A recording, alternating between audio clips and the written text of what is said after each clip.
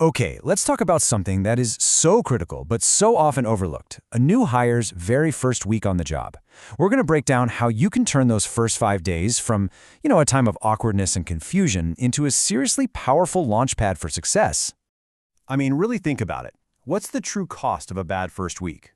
We put all this time and energy into recruiting, interviewing, and finally hiring the perfect person.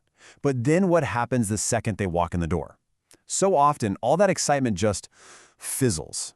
A bad first week isn't just a little awkward. It actually costs you momentum, it kills engagement, and honestly, it can plant those little seeds of doubt that lead to someone leaving way too early.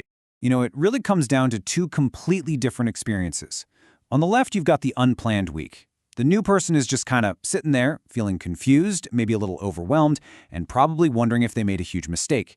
But on the right, that's the planned week. They feel welcomed, they're prepared, and they start to feel productive and confident.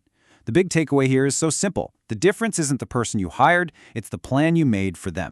So how do we make sure everyone gets that amazing experience on the right? Well, that's where this really simple but super powerful framework comes in. We call it the first week blueprint. Just think of it as your roadmap for turning those first 5 days into a massive win, not just for the new hire, but for your whole team. The whole idea behind this is that the first week sets the tone for absolutely everything that comes after. When you have a thoughtful, structured plan, you're sending a clear message. You're saying, hey, we value you, we're organized, and we are invested in your success right from day one. It's all about replacing that terrible feeling of guesswork with real confidence. And the entire philosophy here really just boils down to two words: clarity and momentum. Clarity answers that burning question in every new hire's mind. What am I even supposed to be doing? That just crushes anxiety. And momentum answers the next question: am I making any progress? That's what builds confidence. Every single thing you plan for that first week should serve one of these two goals. Okay, so we've got the why, but what about the how? How do we actually build the schedule? Well, it all comes down to 4 essential ingredients that you're going to mix and match to create a really balanced and effective week. And here they are, the 4 building blocks: orientation, training, shadowing, and my personal favorite, quick wins. Together, these things balance out all the logistics with actual learning, observation, and, most importantly, contribution. A great first week is going to have a healthy mix of all 4, so let's dig into what each one really means. First up is orientation. This is all the foundational stuff, right? Getting your logins, your tools, filling out the paperwork. The goal here is just zero friction. Imagine showing up on your first day and your laptop is ready, all your logins work. It sends such a powerful message. We were expecting you and we're ready for you. It completely eliminates that awful feeling of being an afterthought. Next is training. And no, this is not just throwing a giant manual at someone. These are dedicated, planned learning sessions. You know exactly what they're learning and who's teaching them. Real, effective training isn't a data dump, it's focused. Here's a pro tip. For every training session, know the outcome. What should they be able to do after this hour that they couldn't do before? Then we have shadowing. This is where theory gets real. When a new hire gets to watch a teammate handle an actual task, like a customer call or a team meeting, they get this invaluable context. It shows them not just what to do, but how it really gets done around here. The key is to schedule a quick 15-minute chat afterwards to turn that observation into real learning. And finally, quick wins. These are small, simple tasks that they can actually finish. Honestly, the goal here is purely psychological. It could be as simple as updating a spreadsheet or organizing a folder. The task itself isn't nearly as important as the feeling of contribution it creates.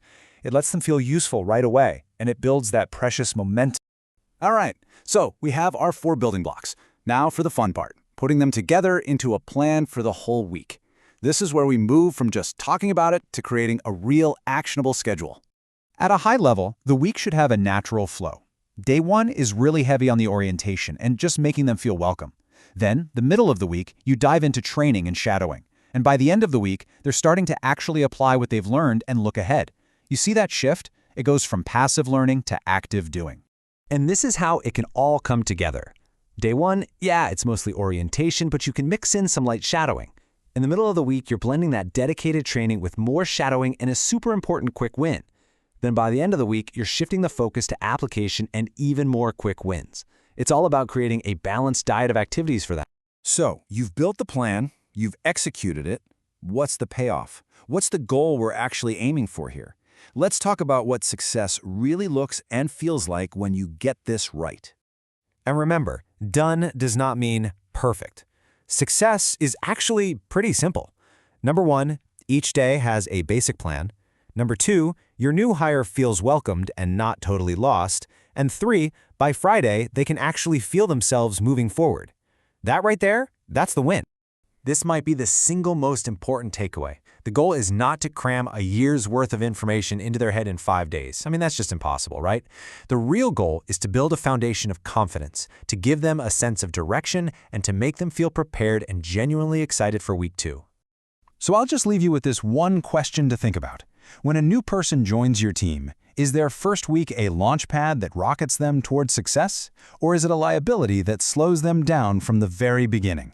With just a little bit of planning, you have the power to make it a launch pad every single time.